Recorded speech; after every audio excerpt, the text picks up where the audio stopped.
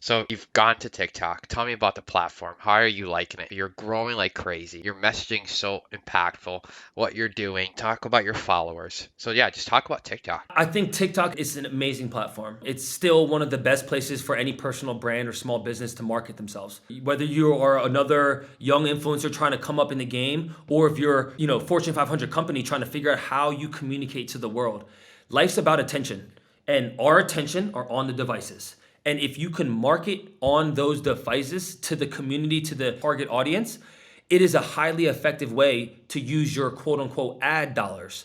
And if you are a small personal brand or a small business that doesn't have the money like Coca-Cola and Pepsi and all these other brands that have a lot more cash to push out quote unquote content, TikTok and LinkedIn are the two places that you just got to dedicate your time to create content. TikTok is one of those places where you can be very raw and organic. You don't need a DSLR camera. You can shoot all of this stuff with the iPhone. Like you can be super raw. And it's one of those things where people buy into people naturally. Like I buy into people when it comes to brands and things of that sort. Like I like Nike because of Phil Knight and his story of the come up.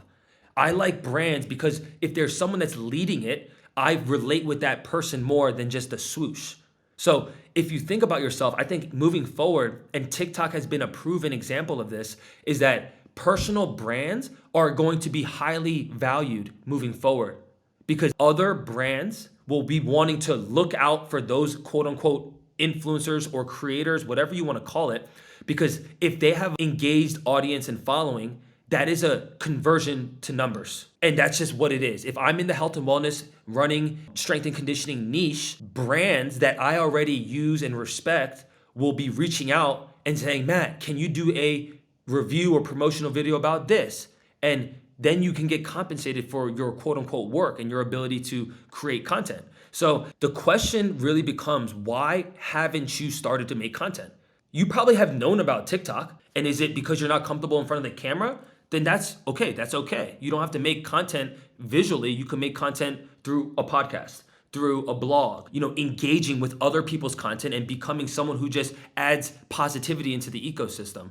And if you're uncomfortable with it, how do you get better? You got to start. You got to hit the record button and just say something, and it's going to be shit.